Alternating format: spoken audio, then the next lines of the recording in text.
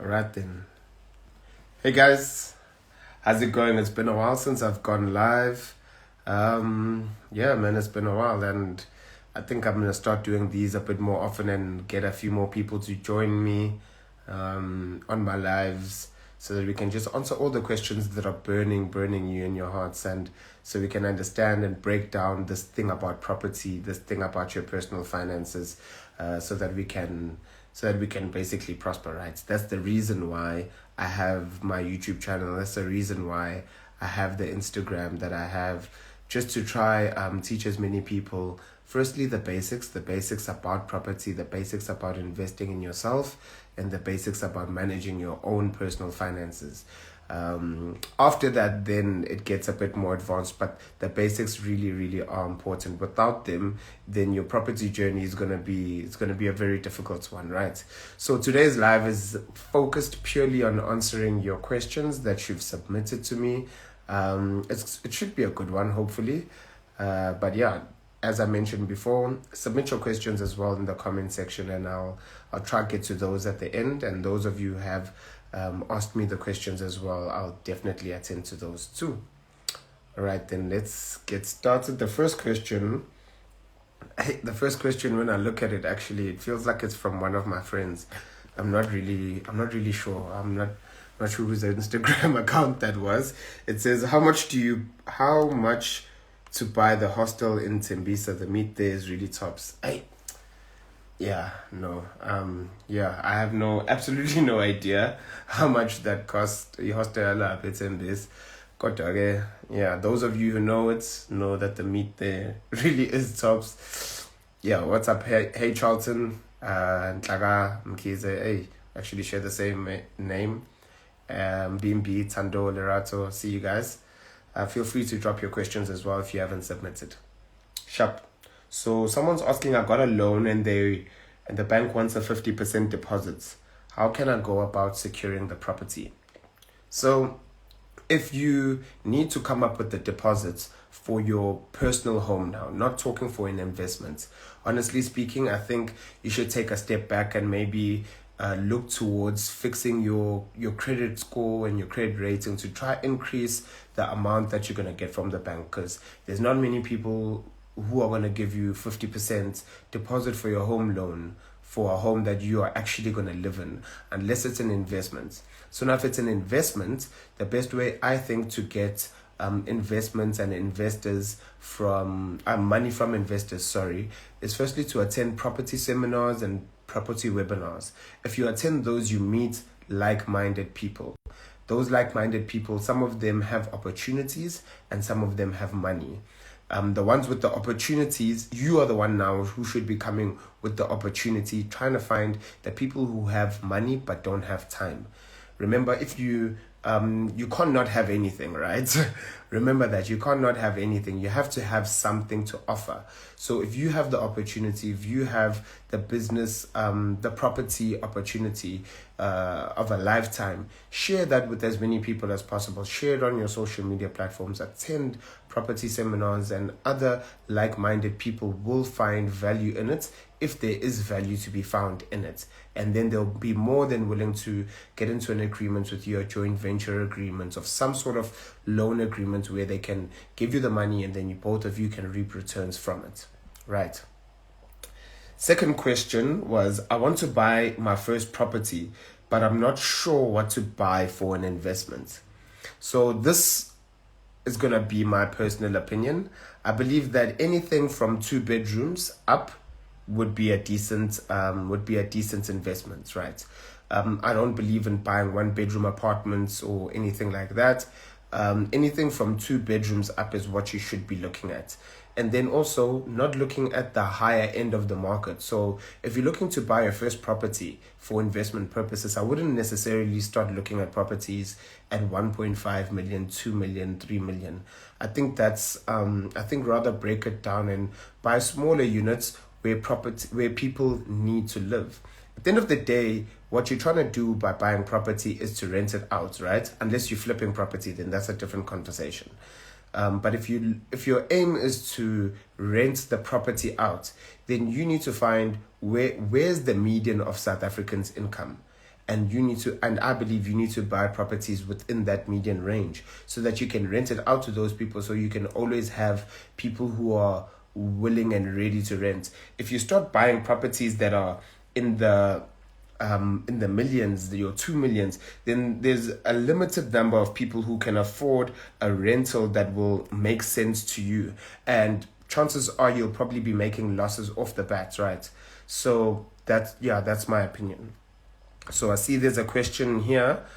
How much do one need to start a property business? So that's a that's a tough one. So you can start your property business even if you don't have much to start with. You do need something. You cannot have anything to start a business. You need to have either, I believe, money or time and knowledge. If you have money, then you find someone with time and knowledge, or you educate yourself and free up your time.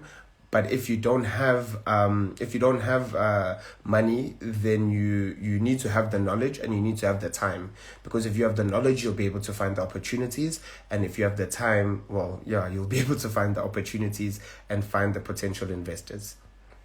Second question I can see by Socks is, how do you recognize a great investment and a bad investment? It's simple. A great investment is one that's going to make you money, and a bad investment is one that does not make you money. If you are not making money from day one, I believe it's not a horrible investment, but it's not a great investment either.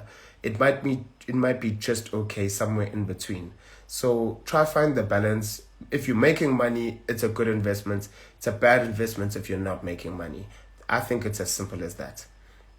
And then commercial property versus residential. So I'm a property residential guy, right? I believe completely in residential, always have. Pre-pandemic, even now, this pandemic that we're currently still going through, there's still a lot of uncertainty, and commercial property at this moment in time is not booming. And who's to say it will ever boom ever again with people working from home? I know people who just have not gone to work in months. They just haven't stepped foot in the office. So also consider that when you're making your decision as to what type of investments you want to invest in. Is it a family business meeting? Okay, I don't understand what you mean by Nondumo 1990. If it's a family business meeting, how do you feel about crypto, Dogecoin, and GameStop? Okay, so I'm not much to talk about cryptocurrencies or any of those things, but just to give you my quick opinion, crypto I do believe is going to be a currency of the future. Dogecoin and what is it? GameStop. I'm not really familiar with those, but I've heard of Dogecoin quite a lot in recent history in the past 2 weeks, I think. I'm still not familiar on it. I have done zero research on it, and honestly speaking, it's not my sphere, so I'm not really gonna say much on it. And then, guys, have you slaughtered a chicken before? Yes, I have slaughtered a chicken. I don't remember when, but yeah, I did at some point in my life. So let's see. With 50K, can I start a property business, Tando? To be honest with you, I started my property business without 50K. So I do believe it's possible. I've shared my story on how I did it and where I started. The first property I flipped, the second property I flipped, and so forth. I did not have 50,000 rands to spend, and I was able to do it. So yes, it definitely is possible. Rather, how do you find a property that will break even and will always have a tenant? Socks. You didn't listen to me when I spoke to you. But okay, how do you find a property that will break even and that will always have a tenant? High demand. Make sure that your property is in high demand. And how do you determine whether property is in high demand? The area that it's in, and if it's priced correctly. If you own a 1-bedroom and you always want it to be tenanted, you need to price it correctly. If you own a 2-bedroom, so forth, it needs to be priced correctly. If you own a 2-bedroom apartment, let's say in Sandton, that might not always be tenanted because the rentals that you'll be expecting will be much higher than what the average South African can pay. However, if I put you in Joburg CBD, if you own a 2-bedroom there, the chances of you always having a tenant will always be higher.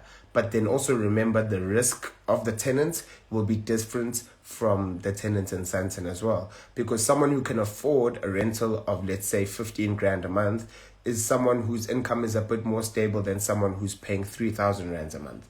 So it's really all about risk and return.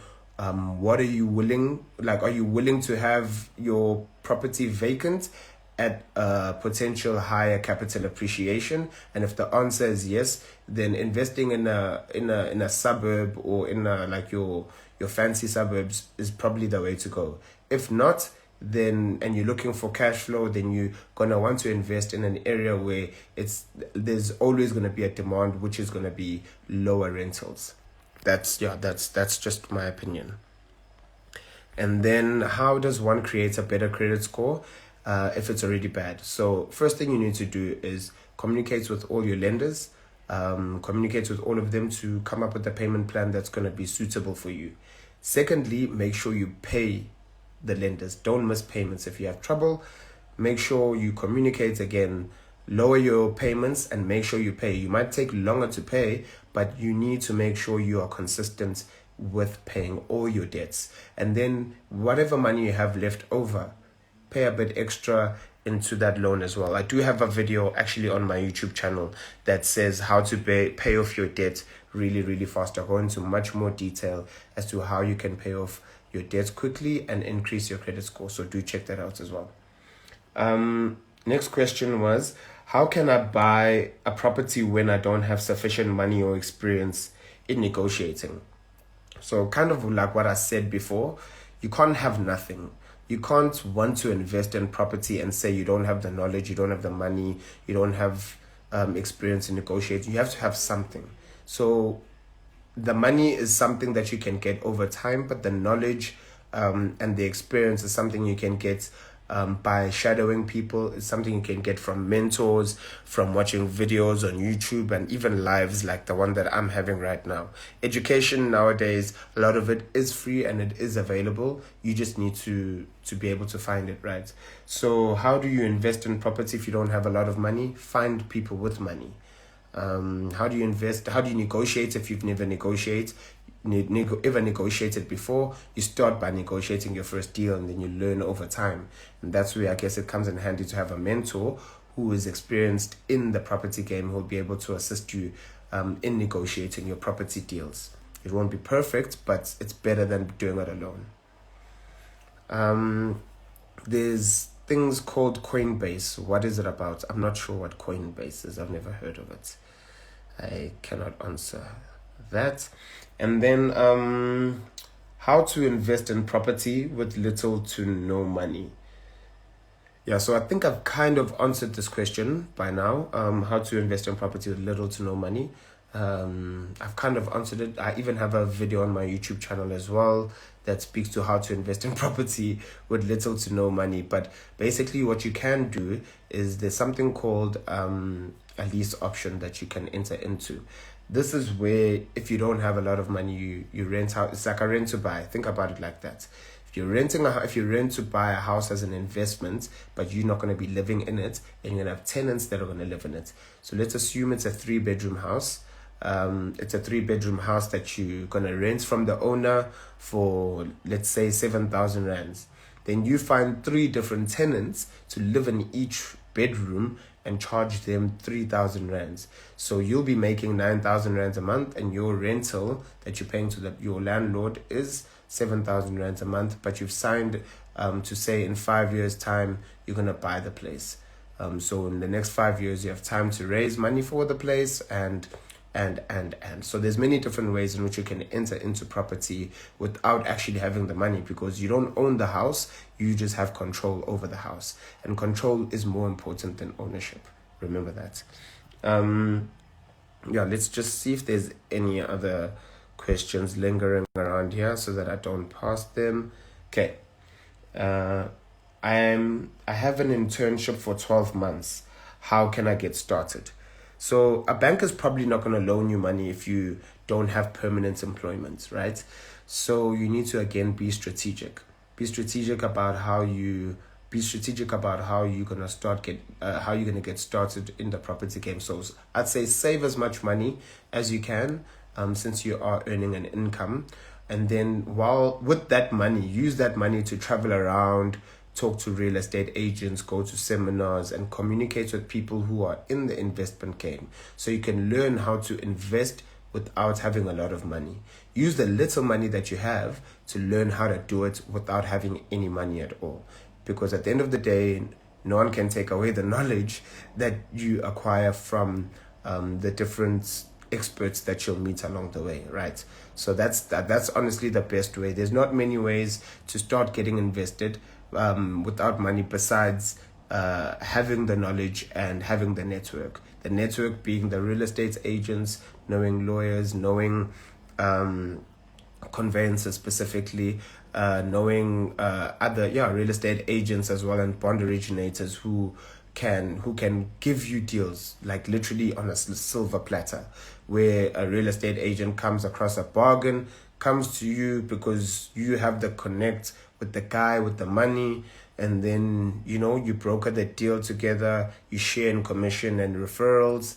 There's many different ways in which you can get started with that, and then that's definitely what I would say you must do. And then lastly, the last question: to blow it or not? To blow it or not? Don't blow it, guys. Hey, I've seen that show way too many times for my liking. It's my story. I really wouldn't say blow it. It's an irresponsible thing to do. It might be fun, but no. Any advice to a person who wants to do fractional ownership but has little knowledge on the subject? So, Yonela, if you don't have knowledge on a subject, you need to gain the knowledge on that subject, because I don't believe in investing in something you don't understand.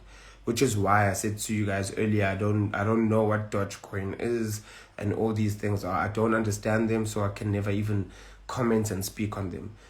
If you want to invest in anything, property, shares, cryptocurrencies, whatever it is that you want to invest in, you need to be able to understand what it is and what the risks are associated with it as well. Because if you don't, when you lose money, you're going to feel like you were scammed, or it's a Ponzi scheme or something like that. So definitely just have a better understanding on the topic, on the investment vehicle that you are choosing to climb on, and then after that invest. But before then, I don't believe in investing in things that you don't understand. So I see Nolly has a question as well. How can you secure a property without a consistent income or in a gig economy? So I think, Nolly, this is what I just spoke about a few minutes ago. I'm not sure if you heard me, but I was saying if you don't have consistent income, or you're on a fixed contract at work, let's say a 12-month contract, getting a home loan at the bank is not going to be easy. You probably won't get one. So you need to find other creative methods to start financing your property deals. And that's when I said you can go on referrals, become a real estate agent, make some sort of money and get into the real estate game. You can meet people at seminars who have the money but don't have the time to invest. They don't have the time to find property deals, but you have the time, and you have the knowledge, but you don't have the money. So that's a fair exchange for me. You can enter into joint venture agreements and share in profits 50-50 as well. So do I have mentorship available? Currently, no, I do not. I'm still I've been going through a lot in the past couple of months, and I'm just recovering from the work and everything that I've been busy with. And I'm probably gonna start doing more videos like this more often, and I'm gonna be offering more mentoring and coaching. But feel free to DM me anytime. Feel free to DM me, ask me questions, I'll answer you. If it requires a phone call, maybe I might be open to that as well here and there, but definitely feel free to DM me. Anyway, that was the last of it. Some other questions, some people ask very irrelevant questions like, am I married? Do I have children? And stuff like that. But to answer you, I am not married and I do not have children. I'm not looking to get married anytime soon. I'm not looking to have kids anytime soon either. But anyway, thank you very much for joining me this evening. I hope you enjoy the rest of your evening. Please share your phone number. Hey, stay, shut up. Jesus. Yo, I need new friends. Anyway, enjoy the rest of your evening, guys. And I do hope that you have gained a lot of knowledge. I'm going to save this live for those of you who joined late. So feel free to enjoy the rest of it. Bye.